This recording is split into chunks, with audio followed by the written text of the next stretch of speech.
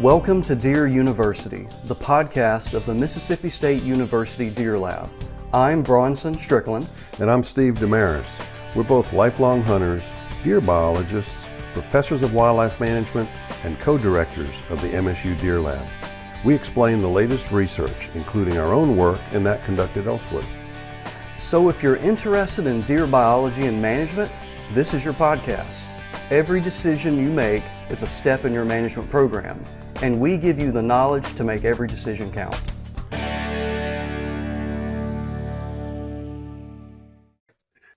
Welcome back to Deer University. It's a great day, Bronson. It's not hunting season anymore, so it's kind of a downer there. But this is the time of year when most everybody that's managed lands, they think back and what happened during the season, what they did or didn't see or didn't think.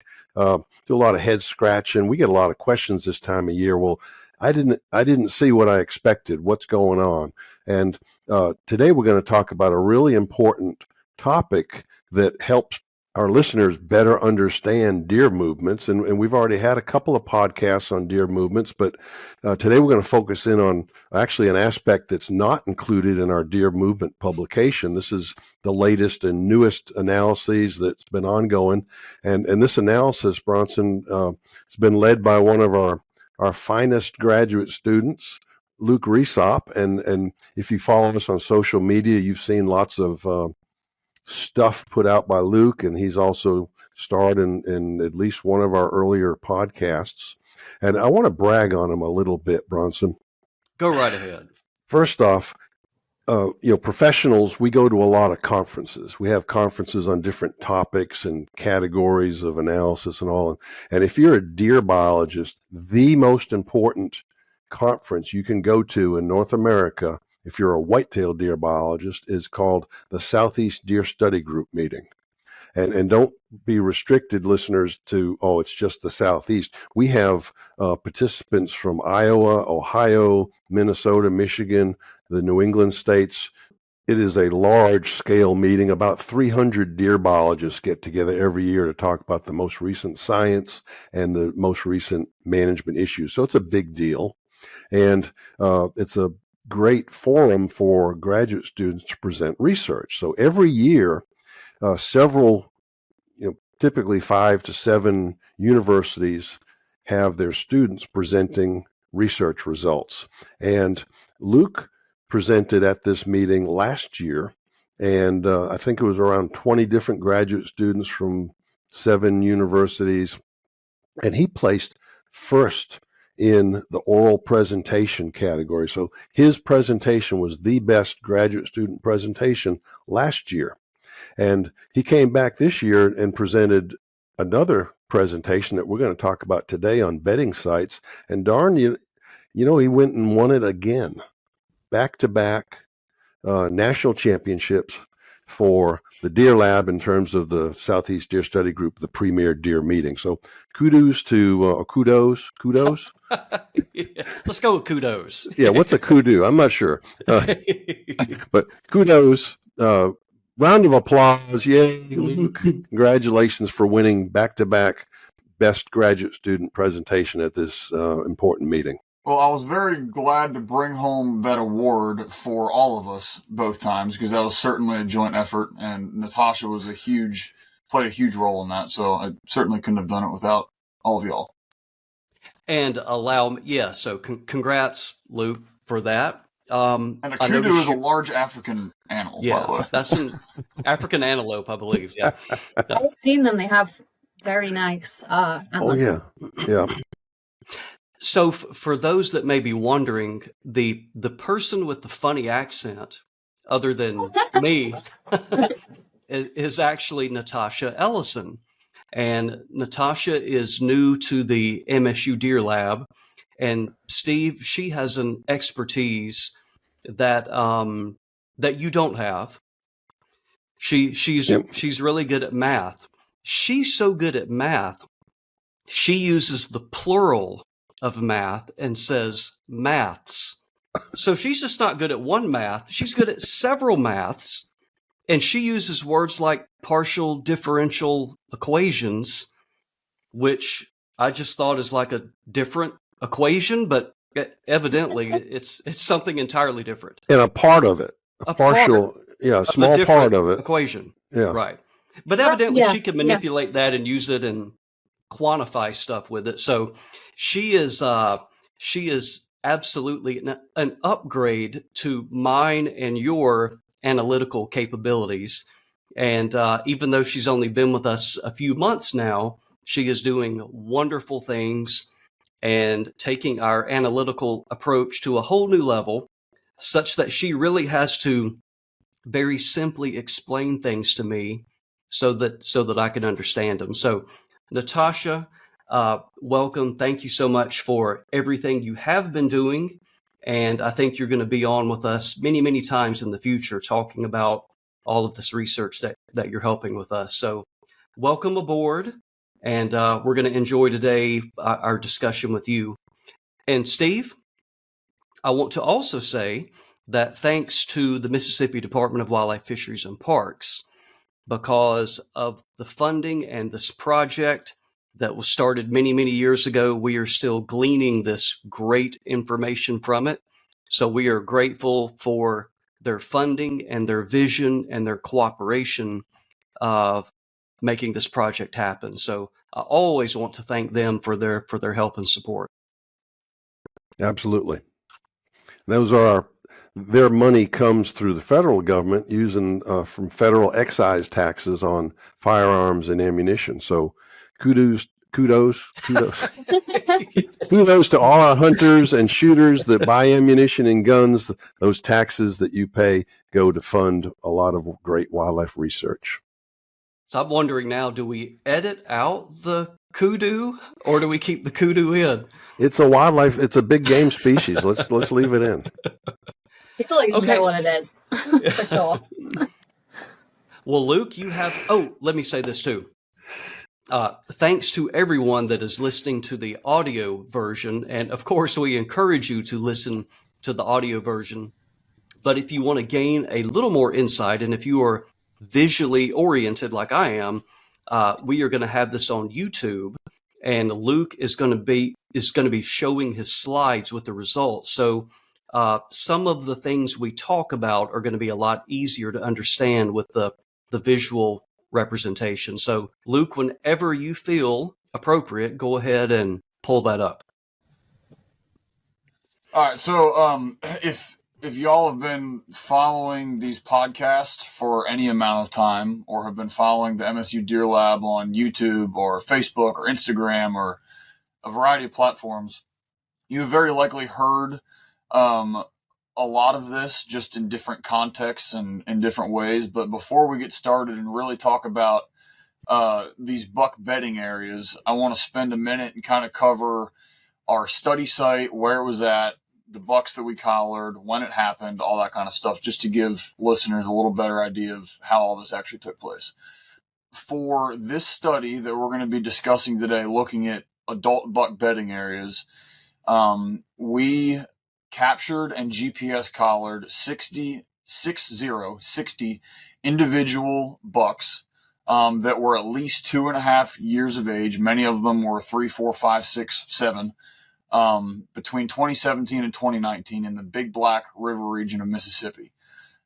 After we captured these bucks, we fitted them with a GPS collar, and during just in the simplest terms, during the hunting season, these GPS collars were taking a GPS location fix every 15 minutes.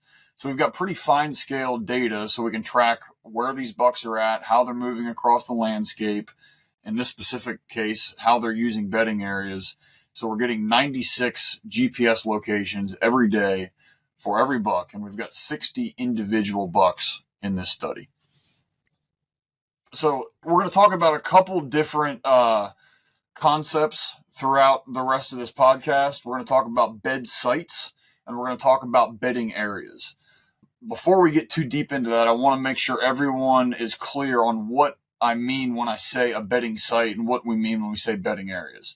So we obviously were not visually observing these bucks every minute of the day. We were actually rarely visually observing these bucks. So we have to come up with some way to help us objectively identify when a buck was bedded down. And that's difficult to do, right, with just a GPS collar. But we came up with some criteria to help us, we developed a set of standardized criteria that we could apply to, these hundreds of thousands of GPS points. And when I say we, I mean Natasha. She used her fancy maths, and we kind of used an algorithmic approach to help us pull out the GPS fixes that were very likely bedded locations when a buck was bedded. So in order for us to consider a buck bedded, his GPS points had to meet a couple different criteria. One criteria was that there had to be at least 4 consecutive GPS points. So we're talking at least an hour's worth of time. And those 4 consecutive GPS points had to be within a 20-yard radius. Now, why did we pick 20 yards? Seems like a random number, right? If a buck's bedded down, he's obviously not bouncing around inside 20 yards. But one important thing to understand here is that our GPS collars, no GPS collar or GPS unit gives you a perfectly precise location estimate. There's always a little bit of location error associated with each GPS point. And the error of our GPS collars was within that 20-yard radius. So by using these criteria, we could pretty safely assume that when we had at least 4 consecutive GPS points and they were inside a 20-yard radius, that buck was as stationary as we could possibly assume he was for at least an hour. Now, it's very likely that with these criteria, we excluded a lot of bedding events, right? We excluded a lot of bed sites because deer they didn't get the memo that they had to bed down for at least an hour for us to consider that a bed. So as we kind of go forward and talk more about this, you can kind of think of these results as a conservative estimate of bed sites and bedding areas, because we very likely just chopped off the bedding sites that, lasted for less than an hour. So with these criteria, at least 4 consecutive GPS points covering at least an hour inside a 20-yard radius, if you're watching on YouTube on the screen, these 3 clusters of GPS points would be considered unique bedding sites. Even though this, and I'm going to try to walk through this for people that are just listening and not watching. So we've got 3 clusters of GPS points kind of scattered throughout the woods. And then there's another cluster of GPS points that looks like it's in a food plot. Now, when the algorithm told us that we had a bed site, I'm using air quotes, when it said we had a bed site in either a food plot or an ag field, we excluded those bed sites from our analysis because while it's possible a buck was bedded down in a food plot, we thought it was more likely that he was just foraging inside a small area, and we did not want to look at foraging characteristics. We wanted to look at bedding characteristics. So we excluded all of those locations that were in food plots or ag fields. And Luke, just to kind of touch back on some of our previous podcasts and our publication too, we talk about some behavioral states, which there are 3 behavioral states we've identified through some previous analyses, and they were walking, foraging or tending, and encamped or bedded. So we've talked about bed sites, the bedding behavior previously, but this is a new analysis that didn't rely on a statistical modeling program that was available commercially. This was created by our math specialist, our quantitative ecologist here, Natasha, who came up with what we felt was a more accurate, because we could control exactly how that decision was made, not just based on distance and turning angles between points. We came up with our own criteria. So I think we collectively feel better about these numbers as bed sites as opposed to using that encamped or bedded behavioral state output from another analysis. Regarding the bed site algorithm that we developed in the lab, we found it slightly better than the packages that were available just because we wrote this specifically for white-tailed deer. whereas the other packages were for pretty much any animal and their movement behaviors. And looking at the bed sites that we got on the landscape and actually thinking about what we'd seen out in the field, this algorithm seemed to find the bed sites a lot better than what was available.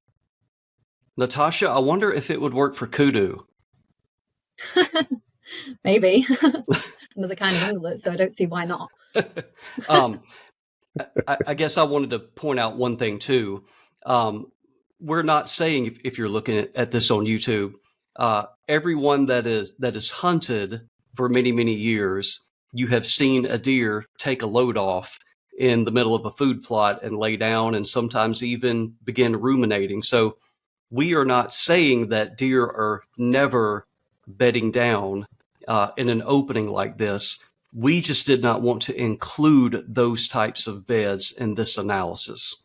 We were more interested in where they were going in the forest and using for beds versus them just temporarily taking a rest in the middle of a food plot. So that's further justification for why we did not include those in this analysis. Yeah, and for those that are watching too, you might look up in the upper part of that aerial photo, you see 4 dots kind of in a line, 4 red dots. And those are examples of the deer moving, and each dot separated by 15 minutes. So 1, 2, 3, 4, that's an hour. And during that hour, if you look compared to the scale at the bottom right, those 4 dots, that deer, that buck, covered about 800 feet during that 1 hour period. So that's just, it's just cool to be able to look at this and say, we didn't see the deer moving, but look, that's him moving across the landscape. That's just really cool to me. I get excited about these things. So for a minute, let's differentiate bed sites, which is what we just talked about. So when I say a bed site, I mean essentially an individual bedding event. When a buck was bedded down, that's a bed site. Now let's contrast that with a bedding area. You can think of a bedding area as one or more individual bed sites that are separated from all other bed sites by at least 100 yards. So a bedding area could include one bed site, or a bedding area could include a string of many, many connected bed sites that are not separated from one another by greater than 100 yards. So we're going to talk a lot more about the implications for this in a little bit, but it is important to understand here the difference between a bedding site, which is an individual bed, and a bedding area, which is a bedding site that is separated from all other bedding sites by at least 100 yards. So for all of the inquisitive minds out there that are questioning why we pulled a number like 100 yards out of our butt to use as the threshold for bedding areas, that is kind of what we did, but in a slightly more scientifically valid manner. So we evaluated various bedding area distances. We looked at 20-yard cutoffs, 50-yard, 100-yard, 250-yard, etc. And when we plotted all of these different bedding areas on a map, 100 yards made the most biological sense. When we looked at the distribution of GPS points on the map, distribution of bed sites, etc., 100 yards seemed to really encapsulate or help us capture what a distinct bedding area was over the other thresholds we use. So that's kind of why we chose 100 yards. So now if you're watching on YouTube, you can see we've got 2 distinct bedding areas circled here in green. We've got bedding area 1 that includes both of the bed sites that I showed you in the previous slide. And those are included in one bedding area because they are not separated from one another by greater than 100 yards. And then we've got bedding area 2 over on the other side of the screen, which is its own distinct bedding area because it is separated from the other bed sites by greater than 100 yards.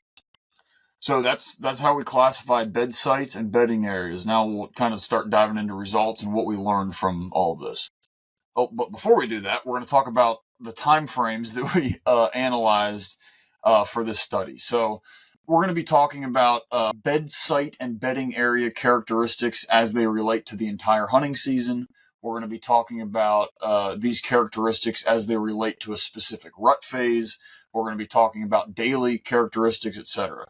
So when we say a buck had X number of bedding areas that he used over the course of the entire hunting season, that spans on our study site from October 1st to January 31st. So about 4 months was what the hunting season covered.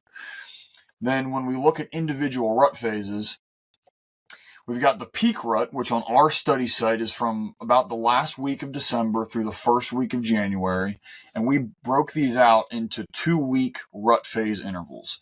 So the 2-week peak rut period is when the majority of the breeding takes place on our study site. And on either side of peak rut, we have early rut and late rut, which again are 2-week intervals.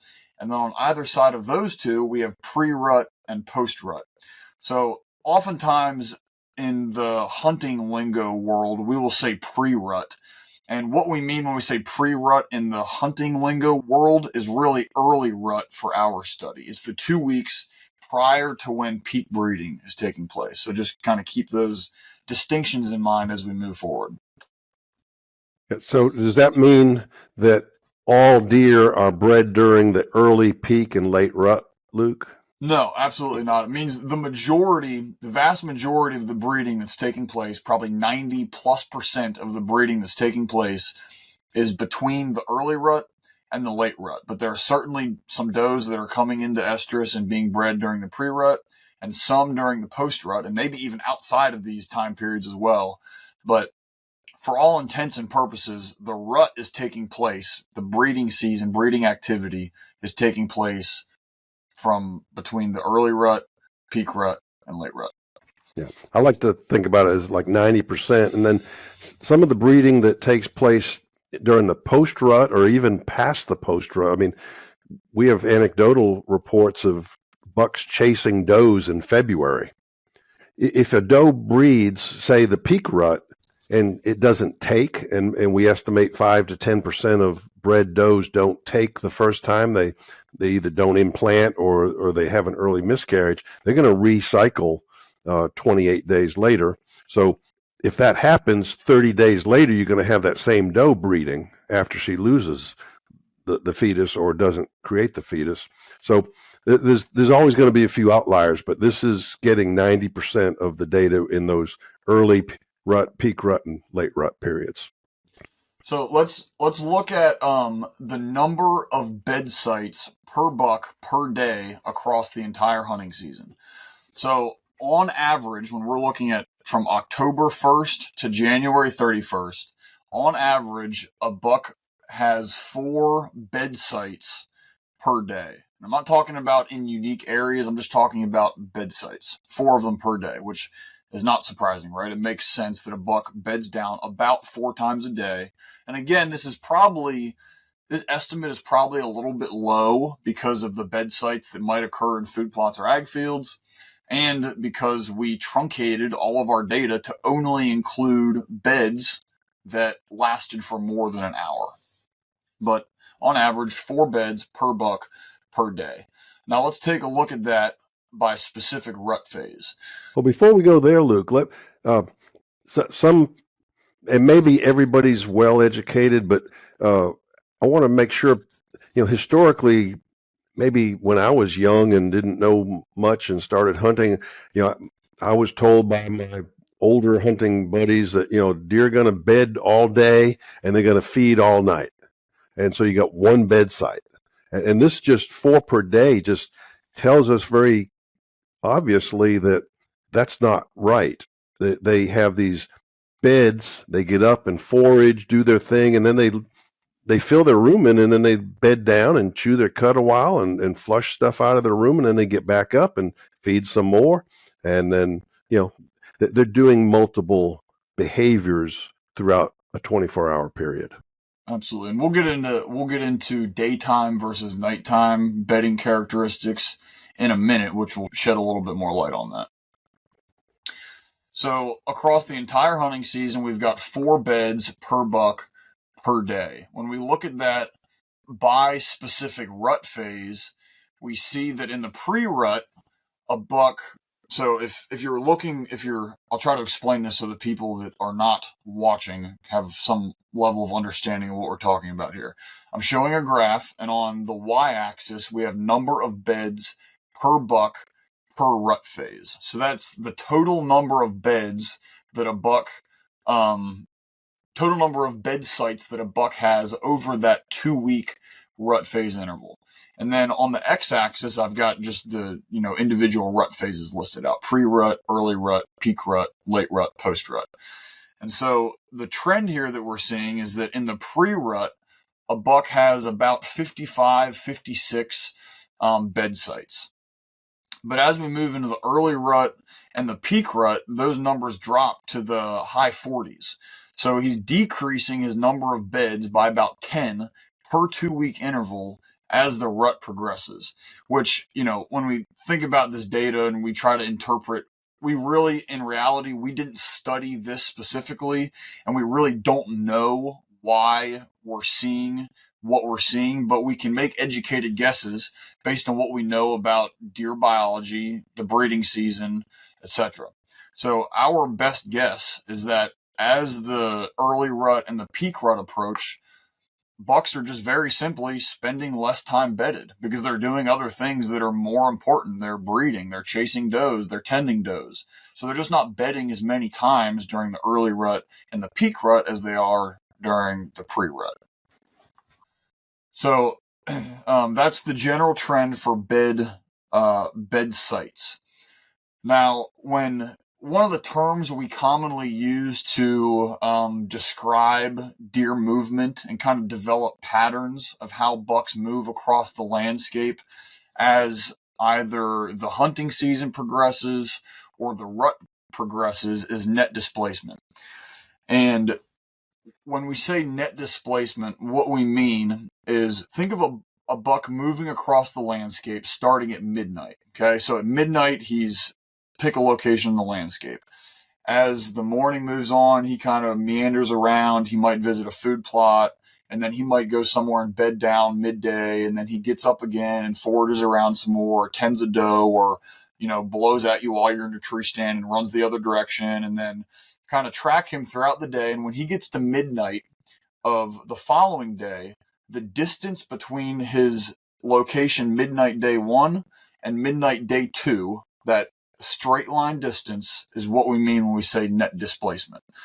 And that's different from what we total path length or total displacement, whatever you want to call it. But that would essentially be following each of his individual movements. When we sum up all of those step lengths between consecutive locations, how far is that, right? But when we think of net displacement, that gives us an idea of how a buck's search radius or space use might be changing across the breeding season. So data from this project this project has produced lots of really cool data and social media posts and publications and lots of conversation pieces. And one of the neat things we've demonstrated with this data set is that as the rut progresses, net displacement increases. So what does that mean? That means essentially that as we move from the pre-rut to the early rut to the peak rut to the late rut, kind of think of it as stair steps. Net displacement is steadily increasing as we move throughout the rut, meaning that a buck's space use, his search area, his search radius is expanding. He's searching larger and larger areas. He's moving farther from his starting point each day as the rut progresses, as he's searching for more receptive does. Now, keep this pattern in mind where as we move from pre-rut to early to peak to late, this pattern that we see with net displacement, keep that in mind for a second as we begin to talk about bedding areas. So before I show you bedding area characteristics by rut phase, let's take a look at across the entire hunting season. So on average, a buck used 2 distinct bedding areas per day across the entire hunting season. And when you sum up all of the unique bedding areas that a buck used across the entire hunting season for all 60 individual bucks that we analyzed, that average number is 31. So on average, our bucks had 31 distinct bedding areas that they used from October 1st to January 31st. Now, one of the things we very commonly talk about on the podcast and on our social media platforms and all that kind of stuff is buck personalities. We've talked about mobile and sedentary bucks. The best example of a mobile buck being that we have is Buck 140, who we captured in Mississippi, and he swam the Mississippi River, and 18 miles from his capture location is where he spent the summer in Louisiana. And then he came back to Mississippi, and he made that round trip journey a couple times. That's a classic mobile buck. And when we talk about a mobile buck versus a sedentary buck, we've kind of used the term personalities to describe these movement characteristics. And now we're not talking about, home ranges here. We're talking about bedding areas, but the same concept of deer personalities certainly still applies. We had one buck that had only 8 unique bedding areas across the entire hunting season. And we had another buck that had 87 unique bedding areas across the entire hunting season. So we see lots of variation in, how many unique bedding areas bucks are using. And when you average all of those out, that average number is 31. But we're not sitting here trying to say that bucks have 31 unique bedding areas. We'll talk a little bit later about how all of this information needs to be taken in the context of our study site, and we're not trying to apply it to different study areas or just different areas of the country with different landscape contexts or even different deer herds. These are just the results from our study, and we had a very good sample size to use here. And it just highlights the variation that we see in these characteristics among individual bucks. Yeah, and Luke, just for people like me that have a short attention span, want to just, for those that are listening, we're talking about bedding areas now, not bedding sites. We've transitioned from the one-time bedding site to here's areas are a cluster, might be just one site, but it could be multiple bedding sites within 100-meter or 100-yard radius, right? That's right. So, now, a minute ago, when we talked about net displacement, we kind of talked about the pattern that we see that as the rut progresses from pre-rut to early rut to peak rut to late rut, we see net displacement or search radius increasing. And if you're watching on YouTube, we see, I'm just pulled up another graph showing basically the same pattern, but now for bedding areas. As we go from the pre-rut to the early rut to peak rut to late rut, we see the number of distinct bedding areas used also increasing. So in the pre-rut, we're right around 14 distinct bedding areas that are used by the average buck over that 2-week pre-rut period. But when we get to late rut, we've got closer to 18 distinct bedding areas used. So as bucks are kind of expanding their search radius, looking for more receptive does, doing their thing, covering more ground, figuring things out on the landscape from a breeding perspective, they're using more distinct bedding areas, which I think makes a lot of intuitive sense with what we know about net displacement and just deer movement in general.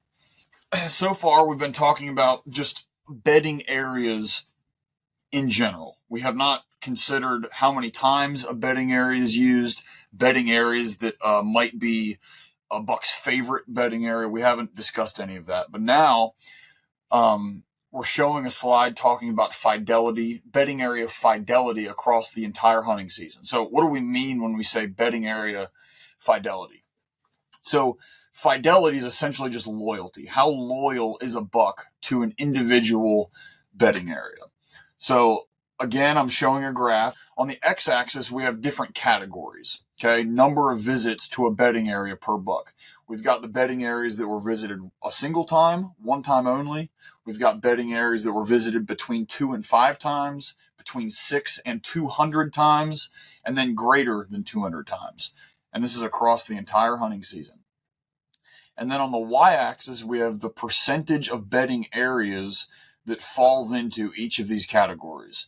And if this doesn't make sense to you and you're just listening, driving down the road, don't pull up YouTube while you're driving down the road, but pull over on the side of the highway take a look, because it's a lot easier to understand when you're looking at it versus just trying to hear it and understand it.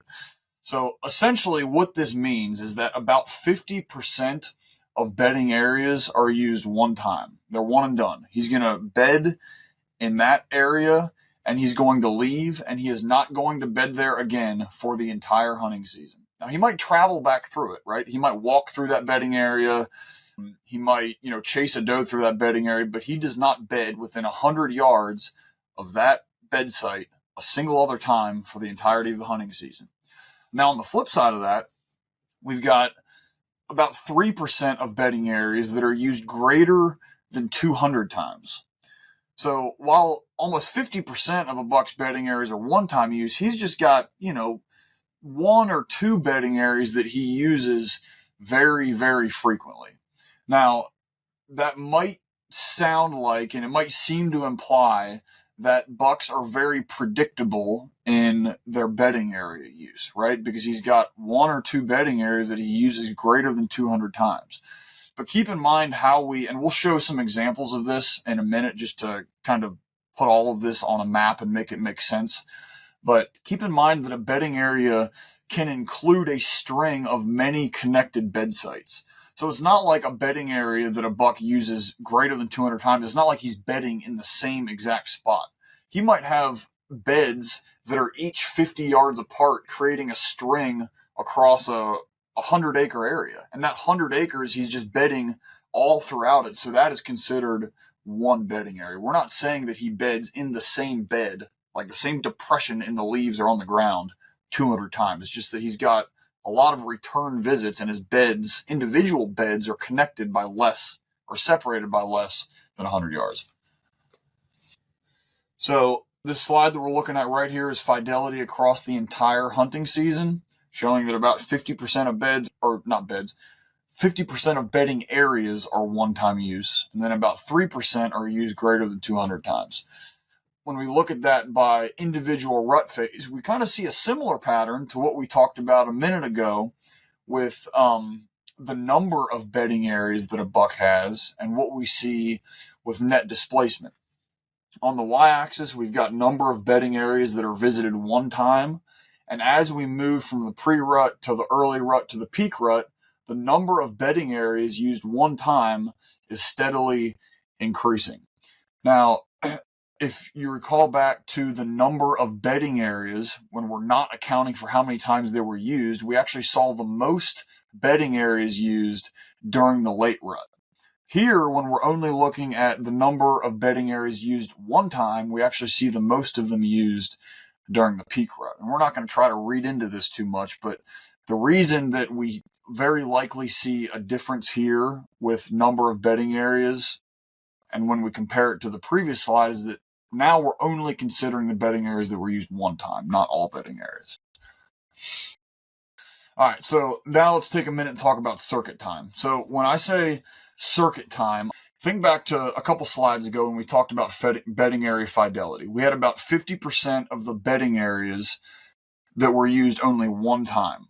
And then we had the other roughly 50% were used 2 or more times, up to 200 or more times, right?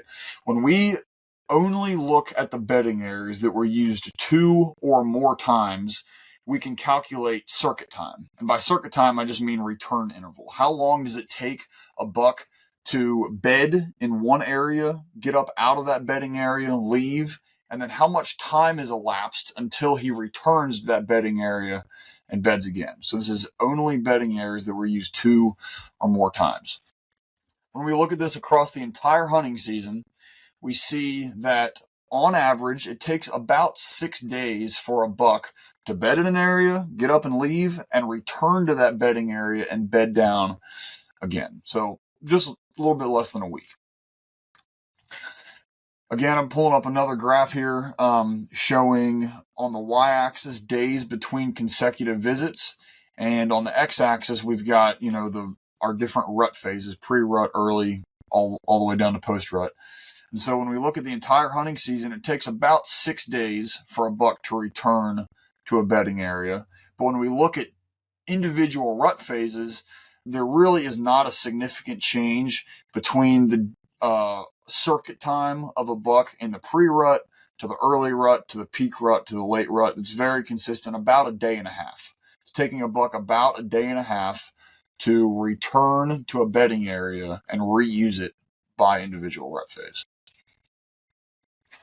So how do we help people understand that? It's 6 days during the entire hunting season versus 1.5 day during 2-week intervals. Is there a way we can kind of help people understand that? Yeah, I think so. Think about if you look at a buck's GPS locations. If we had these bucks collared for some of them multiple years, but if we only look at GPS locations from October 1st to January 31st, and we plot an area around those essentially as hunting season home range, that's going to cover hundreds and hundreds and hundreds of acres, maybe thousands of acres, right? And that's over a 4-month period. If we chop down his movements to a 2-week period, we're only going to be looking at a fraction of his space use on the landscape. He's not using near the area during the entire hunting season. If he's using, let's just say 1,000 acres, he might only be using 400 or 500 acres during an individual rut phase. And I'm just making up numbers. I don't know exactly what those estimates are off the top of my head. But essentially, it's just that he's not using near as much area during an individual rut phase, so it's not taking him as long to return to a bedding area. Does this imply some sort of memory mechanism there, that they're going back more frequently within these rut phases, and they're not going back to bed like over the whole hunting season, that they're traveling further back in time to different bedding areas? Yeah, I think so, and I think it certainly indicates that this is not random. They're not randomly using bedding areas. If they were, we'd expect, the same. They're not just randomly bebopping around the landscape. They're using specific areas during specific times. And I've heard anecdotal reports of hunters where they'll say, they had a kind of a buck patterned, say, just prior to the hunting season and early in the hunting season during the bow season. They had it patterned in this area, and then the deer moved, and then he showed up. The buck showed up, a couple hundred yards or 300 yards further away from the activity that you had generated by hunting him in that area that he was patterned in. He's going to shift that pattern. So that area might shift, and so it's going to take him longer before he actually gets back to that original area, that circuit time, back to that one of his bedding areas from that shorter period. So it's all about space use, and things change, and deer kind of move among. And it's a good thing people can see my hands because it makes it so much clearer. They're in kind of a smaller area, like you said. And then maybe something changes their mind. Forages change or pressure changes, and they kind of shift to another area. And that's why they're using smaller areas within a smaller time period, because they have less influence from outside factors altering why they're in a particular area. To me, it also, I guess it coincides very well with looking at, Steve, remember in the last podcast we talked about the daily home range values, mm-hmm. and how they were remarkably similar regardless of the rut phase, or no rut, pre-rut, late rut, it didn't matter. On average, their space use daily was about 200 acres. Mm-hmm. But what differed throughout the rut was the net displacement between those daily home ranges. So we don't see a lot of variation here. They're still using 200 acres a day. And with the graph here, we see a little bit of a change, but practically speaking, we're going from the least value is 1.4 and the greatest value is a little over 1.6. So essentially, to me, the take home is they're using about 1.5 beds. 1.5 days between consecutive beds. Excuse me. Thank you. Yeah. 1.5 days between. Yep. I think that's a great point. Okay, so we've covered bed sites. across the entire hunting season, bed sites by rut phase. We've covered bedding areas in terms of the number of them that were used across the entire hunting season and by rut phase. We've talked about fidelity, or which bedding areas were their favorite, and we've talked about circuit time. So now let's kind of take a little bit different look at this and think about it from a daytime versus nighttime perspective. Take a minute to kind of think about, as a little mental exercise, think about how many beds you would expect a buck to have during daylight hours, so essentially hunting hours, and how many you would expect a buck to have at nighttime in terms of percentage. Do you think he'd have 75% of his bed sites would occur during nighttime hours and 25% during the day? 50-50? Do you think he'd have more bed sites during the day than at night? My intuition here going into this was that there would be more individual bed sites during daytime hours than there would be during nighttime hours. And my logic there is that a buck generally during the hunting season, and these are not, I would not consider these highly pressured properties on average. We kind of tracked hunting pressure on these properties. We had some that were much higher than others, but these are relatively large land holdings with fairly regulated hunting pressure. It's not like nothing like the pressure you're going to see on a 500-acre piece of public land during bow season, where there's just 4 trucks parked at every gate. So I don't know how much that had to do with what I was talking about, but I liked it. Yeah, I guess ramblers get ramblers. So I would have assumed that bucks would be spending more time bedded or have more individual beds during daytime hours than they would during nighttime hours, simply as a mechanism to avoid hunters, right? They're not wanting to, spend a lot of their time during the daytime getting up and wandering around and putting themselves at risk of running into a hunter. But when we actually look at it, it's 50-50. 50% of beds were during daytime and 50% of beds were during nighttime. These are obviously rounded numbers. We don't get anything that's that clean when we're, doing maths. But it was, you can round both of, it was 49.6 and 49.4 or 51.4, whatever. Very, very, they all rounded to 50-50, which is very surprising to me. This is not what I would expect to happen. But our next question, when we saw these results, that 50% of beds were daytime beds and 50% were nighttime beds, our next question just intuitively is, well, maybe they're spending more time in daytime beds than they are in nighttime beds, right? And maybe that's how they're kind of getting around this, and that's how they're avoiding hunters.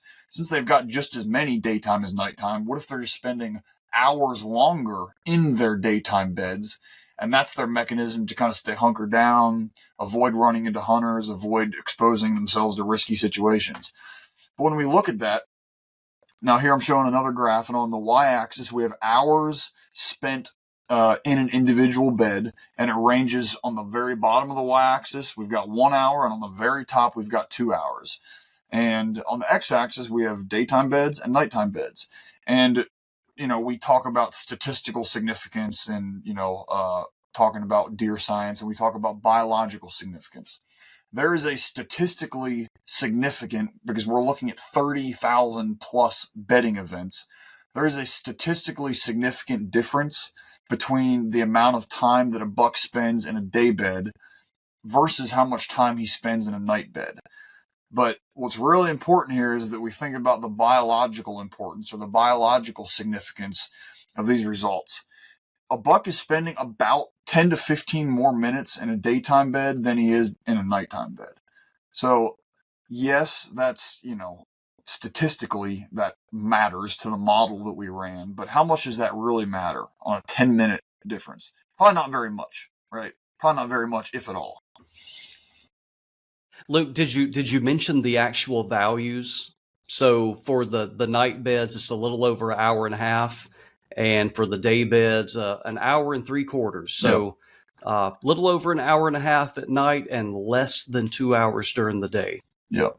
And I think from a average hunter perspective, my personal perspective, I was expecting a much greater difference with longer bedding time during the day and shorter bedding time during the night. Because when I think of deer behavior, and that's the wonderful thing about having data that the animals generate as opposed to what we think we could imagine. But I think about deer having different bed sites during the night. As they'll forage and then they'll bed down, and then they'll forage and bed down, and in daytime I would have thought, the percentage of bed sites, in contrast to Luke's thought, because we think differently. I would have thought there'd be more beds. The percentage of beds would be higher during the night and lower in the daytime because they'd be in each bed longer during the daytime. But that's the cool thing about data. And I think our last podcast, we talked about the moon effect and how I had this perception that I still don't necessarily, I'm not going to say I don't believe it, but the data says there's no moon effect on deer movements. And there's a case where, our perceptions, two educated people, Luke and myself, had different perceptions of what the relationships would be. The data shows both of us were wrong. And so think back to what we talked about a few minutes ago with the number of beds that a buck has on average per day. So on average, a buck has about 4 different bedding bouts. He's bedding down about 4 times throughout the day. When you, I was just thinking about this as, what your comment, Doc, just kind of spurred this thought. When you look at those, an average of 4 beds per day, and we know that about 50% are day beds and 50% are night beds, that means that he's got 2 day beds and 2 night beds on average. When you extrapolate that out and figure out how much time total he's spending in a day bed versus a night bed, we're not talking about an individual day bed, but how much time is he spending bedded during daylight hours? And how much time is he spending bedded during nighttime hours? During daytime hours, it's about 3.5 hours, and during nighttime hours, it's 3.2 hours. I mean, they're really not spending that much time bedded during daytime hours. Now, one thing we can't account for here, or at least with the way that we analyze the data, is all of the bedding bouts that lasted for less than an hour, right? Maybe during daytime, bucks have a bunch of bed sites they only spend 15 or 30 minutes in or whatever. But even if that's the case, they're still getting up from them and moving to other bedding sites quite frequently. So, you hear the notion a lot that during daytime, bucks spend a lot of time bedded, and they do spend, 3.5 hours. That's a significant portion of daylight hours, but they're spending a lot of time up on their feet moving around. It might not be in a big area, right? But if you can target that area, you have a much greater likelihood of success than just assuming that bucks are bedded all day long and only hunting, food sources when they come out at night or in the evening or whatever. So I think this certainly plays into hunting strategy and kind of what you can do with it. I find the result of this, the sharpness of this result between day and night being just that 10 minutes so interesting that it's just so clear with, we have such fine data, and this is so clear that there's that difference. Even if it doesn't really matter to hunting, there's only 10 or 15 minutes difference, it's still really interesting. I suspect you're probably right, Luke, about us missing those shorter bed sites below an hour. But also I thought about whether or not these would be more equal if we thought about the length of the day and how that changes throughout the hunting season. And if we weighted it, perhaps these would be more like the 50%. Yes, that's an excellent point. There's less daylight hours as the hunting season progresses up to winter solstice, and then after that there are relatively more daytime hours. So that's a great point. I think I know you did, Luke, you alluded to this earlier, but this is the image that I developed. And it's probably, as Steve has mentioned, these are things I have seen in the past. And so I'm going to overgeneralize that all deer are doing this. But I think if you've done an all-day sit before, you have definitely seen, of course, a primary movement bout around sunup, and you see a primary movement bout at sunset. But on those all-day sits, you will notice a little bit of activity throughout the day. And it just makes me think that these during the middle of the day movement bouts are not the long distance. They're not covering a lot of area. They're just, as we have all witnessed, they're just getting up and browsing around a little bit, which makes me think if you're going to do the all-day sit and try to take advantage of that, I would probably situate myself closer to cover to capitalize on that.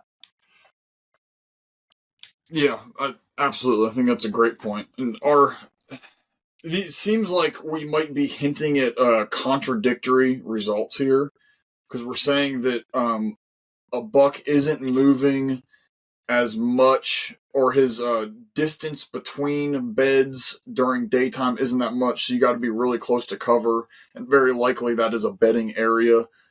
But on the flip side, we're also saying that a buck has 15, 20 different bedding areas he's using during a 2-week period. So what are you supposed to do with that, right? Well, if you know where that bedding area is, and we're going to get into some really important context here to kind of couch all of this and, help differentiate how this might apply in our landscape versus another. But if you have a good idea based on visual observation, you've ran into this buck multiple times, either in your stand or, God forbid, going to your stand or getting out of your stand, and you've jumped him and you know where he is and you know where he likes to bed, and you kind of think you have a feel for the weather conditions or whatever environmental variables influence him to use a specific bedding area, then you can use this information to just, to your advantage. Because, I think it's two sides of the same coin, and then you kind of need to work together with them. I think you alluded to something that you've made me think about this whole time, which is those bedding sites that are most preferred, that very tiny percentage that we saw a few slides ago. What attributes are at those bedding sites? What vegetation's there? Why are they choosing those sites? And also, what's happening afterwards in terms of their movement? So, like these day and night beds, what's the difference in their movement behavior after them? And that's just huge lines of investigation for us that we can still do. Yeah. Please remind me of that when I go to the next slide. I'm about to show a video of a buck kind of bouncing around the landscape. And when that gets done, I want to say something about that as it pertains to your question, which I think is enlightening. And I want to make a suggestion for our algorithm-driven colleague Natasha. Maybe a future analysis, you could try to quantify that time in between, or the distance moved between consecutive beds during the day versus consecutive beds during the night, to address the question that we've been rambling around, not knowing. You could calculate that data, couldn't you? Absolutely. Yeah. Yeah. This whole analysis, we're not intending to make it sound like this is the gospel of buck bedding areas. This is just the very, scratching the surface. There are so many more questions to ask and questions to answer with these data. This is just the very, the basics of quantifying what these bedding areas look like, how many there are, how they change over time. There's so many more things we can look at with, weather variables and wind and distance travel between bedding areas and vegetation, landscape characteristics of their most preferred bedding areas. There's a lot there. And there's also the bedding areas of the other books. We have so much information. We know where other books were at the same time. And that's another whole factor that we still need to work on and will work on in the future. I think one of the most fascinating questions that we have yet to, scratch an itch on is, of the bedding areas that are used the most times. So let's take the ones, for example, that are used greater than 200 times. We've got overlapping data from many bucks. Are different bucks using the same bedding areas? And, common sense would indicate yes. And if you spend any time hunting bedding areas, that's the case. You often get many bucks using the same couple acre area of really thick cover. It'd be fascinating to look at, is a preferred bedding area of one buck also the preferred bedding area of other bucks? I think that would be something really interesting to look at. Yeah. Okay, so that's a lot of results and graphs and numbers and stuff. So let's take a minute And this is I'll try to kind of describe this as the video is playing, but I'm going to show a video of one individual buck's movement patterns throughout the early rut period. So this is a 2-week, essentially a 2-week time-lapse video showing a buck's GPS points bouncing all around the map, showing his movements. And every time he beds down in this video, a little blue dot is going to pop up on the screen that shows where he was bedded.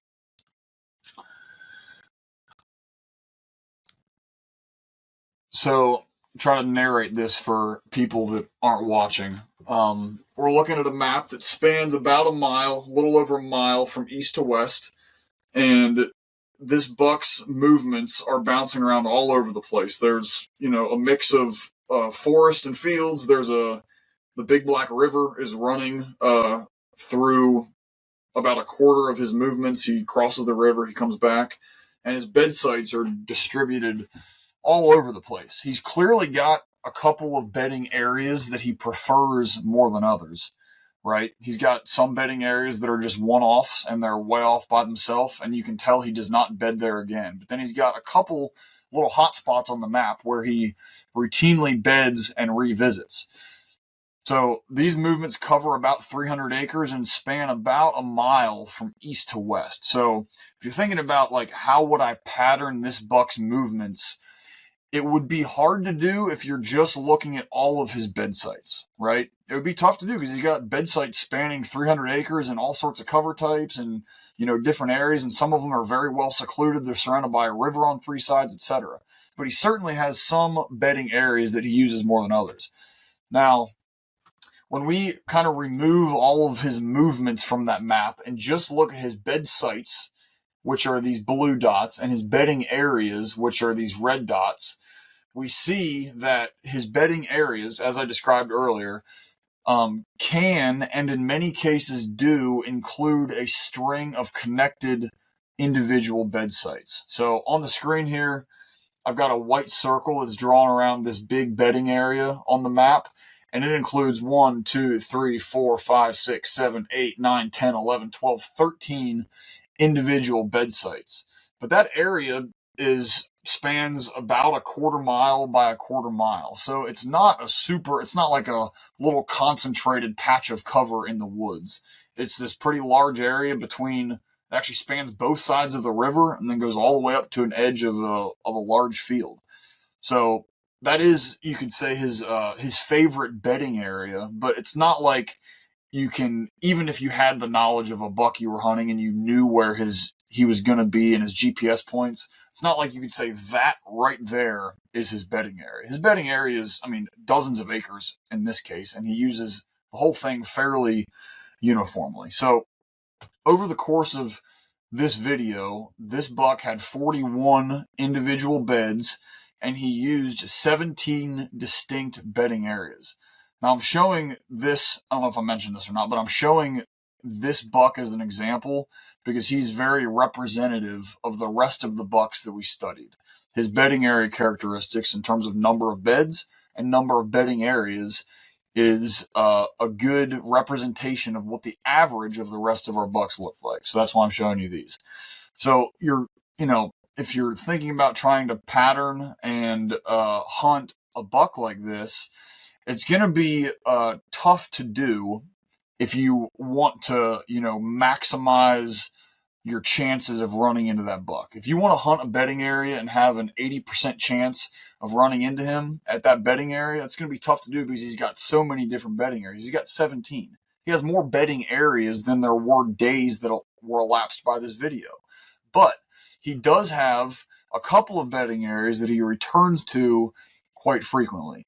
And to Natasha's question a minute ago, and this is one of the things that fascinates me the most about this data, and it's kind of hard for me to wrap my head around, even with the hundreds of thousands of GPS points that I've spent hours combing over. When you look at this buck's bedding area characteristics and you look at other bucks' bedding area characteristics, it's very difficult to find a common landscape feature that concentrates bedding areas in their home range, right? If you look at this buck, you see that he really likes bedding up in kind of the oxbow that's forming in the interior bend of this river. He's got a lot of beds distributed right along the riverbank and then kind of through that patch of timber and up to that ag field. And then he's got another little clump right on the other side of the river in that interior bend. And just based on my observations when I'm hunting along big rivers, I often find a lot of rut sign, rubs, scrapes, etc. A lot of beds. I obviously don't know if they're buck beds or doe beds, but I find a lot of beds in interior bends of rivers like that. And I think that it makes a lot of sense when you think about a buck trying to avoid hunters, have easy lines of escape, knowing where any kind of predator is going to come from. He's got a river to his back, and he can see the only access right in front of him.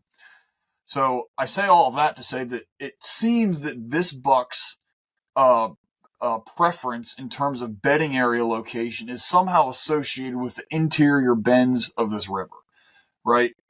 Now, when you look at another buck, he has the same river. I'm thinking of a couple distinct examples here. He has the same river running through his home range. He's got points all over it, but his bedding areas seem to be in no way associated with the river. They're more associated with edges of cover where two different cover types intersect.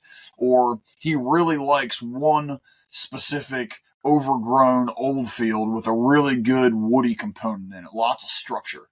And then you look at another buck and it's something completely different. So the take-home point in my head with all this is that this is not something that we can say, take these specific landscape characteristics and go find them, because that's where bucks are going to be bedded. Just like we talked about earlier, this stuff varies by individual buck.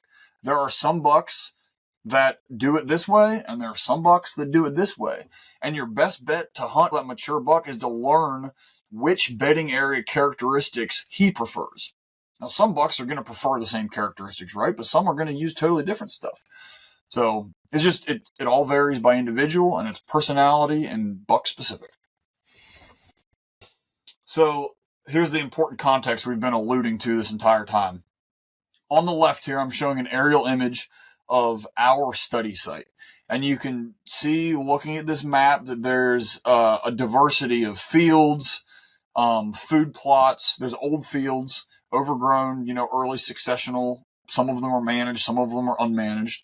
But there's a diversity of fields, food plots, and forests across our study site. And cover is pretty evenly distributed across the landscape, right? There's a lot of trees, there's a lot of overgrown patches, there's a lot of food plots, there's a lot of power line right-of-ways, there's a lot of fence rows, etc.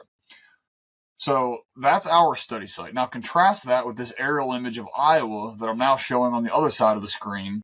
And you can tell from this picture, this is very characteristic of much of the Midwest, Mississippi Delta, you name your region that's an ag-dominated landscape. And cover is extremely patchy. Cover is following drainages. Cover is following fence lines, property boundaries, areas that you can't cultivate for whatever reason. And there are just these little fingers of cover distributed across the landscape.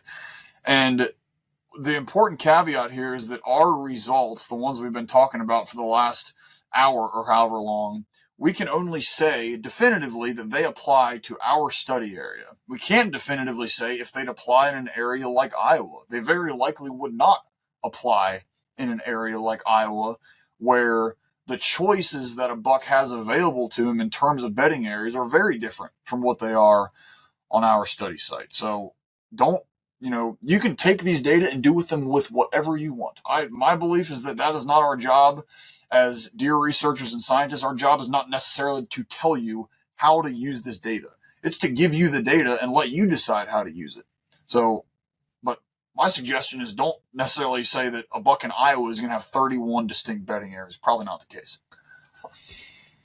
I think that's really, really important, Luke. So thank you for bringing this up. We're not in any way, shape, or form saying that deer in the UP of Michigan are going to have the same type of behavior, or in Pennsylvania or anywhere else. This is what we saw in our study area. And Luke, you made a big distinction, of course, most obviously with cover, the images you have here. If cover is really, really limited on your landscape, then you would assume, and I think rightfully so, deer and bucks have less choices. Because they have less choices, they will most likely have far greater affinity to a bedding site. Totally agree with that. That makes perfect sense. But also, Luke, the examples you're showing here really have very little topography as well. So when you add in, we got 2 flatland examples here. So now let's look at the degree of cover, and then let's add in topography. In your neck of the woods, you may have a completely different result. And by all means, if you have got a strategy for finding buck beds and hunting buck beds, and it has been successful to you, then keep on doing it. You know, we're not discouraging that whatsoever. All we're trying to do is describe the biology and the movement behavior of the bucks that are in our landscape. And this to me was just very, very revealing in terms of the number of individual beds and bedding areas that these bucks are using was really eye-opening for me. And I think that just highlights again the really interesting part of the analysis, that there are some favorited sites. Bucks do have favorite bedding sites, even if it's only very, very few. And what is going on there when they have all of this choice in our study site? Why are they choosing those places? You know, one thing, we have all these bedding sites graphed here, and it's very revealing. But Steve, also remember from Colby Henderson's work and his analysis on the vegetative characteristics of looking at these bedding sites versus points at random all around. And there was, if I remember correctly, the number 2 or more greater amount of screening cover or vegetative structure. And it really didn't matter what the vegetation was. That could be grass, that could be woody stems. Where we were at, it could be palmetto. Just anything that's going to screen the buck and have some visual obscurity. So I think that leads into management implications. Is, to our knowledge in the study area, there really wasn't a lot of people going out and managing the landscape for cover. The bucks were essentially taking what the landscape was giving them. So I still think it is very worthwhile from a hunting context if you have an area where you hope that bucks will bed. I would use fire, I would use a chainsaw, and I would add vegetation, get vegetation and screening cover on the ground. And I think you would increase your odds. We're not going to say they're going to show all this affinity to that area, but I think you're going to increase the odds that you're going to get some bucks bedding in that area. Yep. Yeah, get down with the thickness, Luke. Yeah, absolutely. I think, we cannot, with any sort of scientific merit or credibility, sit here and say that if you use all of the tools, or even some of the tools that we very commonly preach from a habitat management perspective, that starts with sunlight management first and foremost, getting sunlight on the ground, creating really thick cover with, all the tools that we have in our toolbox. We cannot definitively say that if you do those things in very specific areas, that a buck's bedding area fidelity to those areas will 100% increase across the board. Every time, if you give him that really thick stuff in concentrated areas, strategically spread out across your property, we can't say that that will increase his loyalty to those bedding areas. But it probably will, right? It just makes intuitive sense from what we know from our research that's been done on, the areas in the landscape that adult bucks use the most, and the work of other people. We know that they're really tied to those heavily covered areas with a lot of visual screening cover. So I think my only other comment here is that this is not I do not believe that this is a scenario where you can take a management tool, like really small clear cuts, 1 acre, and this is probably not going to even be on a commercial timber operation, but mechanically going in there with your chainsaw and doing it. you're probably not going to be able to create these really small pockets of really thick cover. It could be hinge cuts. It could be timber stand improvement. It could be, whatever, you name it. But if you've just got a couple of those scattered sparsely throughout your property and you have very poor quality cover in between connecting those two, that's probably not going to satisfy a buck's desire or his requirements for bedding areas. It's clear from these data that bucks will use many bedding areas. What's not clear is how that changes when you create really high quality cover on the landscape and they've got a lot of them to choose from. That probably would increase his loyalty to those and it would probably make them more predictable. Hey, Bronson, does that sound like a future graduate project to look at some specific manipulations on the landscape and look if we can alter the characteristics of bedding behavior? You know who would like to do that is Luke Resop. So I'm already seeing a postdoc opportunity for you, Luke. Yeah. Okay, we'll talk later.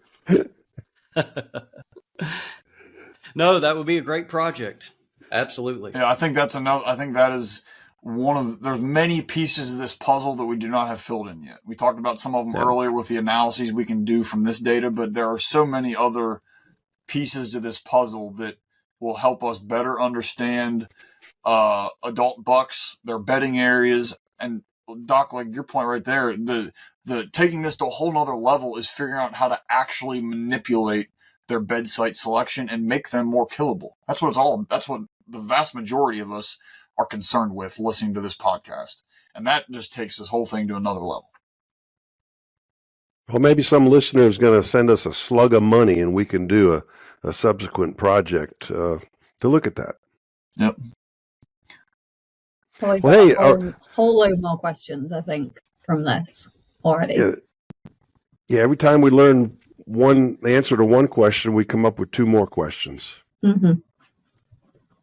Well, Luke, you did a great job. Thank you so much for kind of summarizing this first whack at better understanding bedding areas. And Bronson, our next podcast is going to feature some of Natasha's analyses. Isn't that right? That is exactly right. So she is going to take some of the same information. Well, of course, it's using the same data set, but some different questions. Some of it will have to do with bedding. Some of it is with food plot use. Do we dare talk about wind at this point, Natasha? We might have to wait on that, but we got a lot of good questions that we're going to do our best to try to answer. Is she going to ruin some more of my preconceived notions that I think are correct? In fact, I think it'll just be me, Natasha, and Luke on the next podcast. You probably don't want to be there. Yeah. We have some preliminary results on wind direction and which one the books in our data set tend to prefer, for sure. We have a lot to do with movement behaviors in general. So looking at that change from one location to the next and what's changed on the landscape and what kind of behaviors are we seeing, but also a lot about food plots. So Luke's alluded to hunting with regards to bedding sites, and I'm doing a very similar thing with regards to food plot usage. And hunters in Mississippi love to hunt on food plots. So this is really to address that. And we even have some stuff on there on feeders for all of you corn feeder hunting folks. We do. Even has some feeder info. Yeah. That's right. Can't wait. Okay, well, Luke, Natasha, thank you very much. And Natasha, we look forward to our next podcast. We will be looking at your information. So thanks so much for all of your help with that. And we look forward to talking about it. Thank you all. Thank you. And hey, kudos to you, Steve. We thank the Patrick F. Taylor Foundation and the St. John and Dudley Hutchinson families for their endowed financial support of our efforts. We also thank our employers, the Mississippi State University Extension Service and the Forest and Wildlife Research Center. If you have questions or suggestions, please log on to msudeerlab.com and click on the Deer University tab.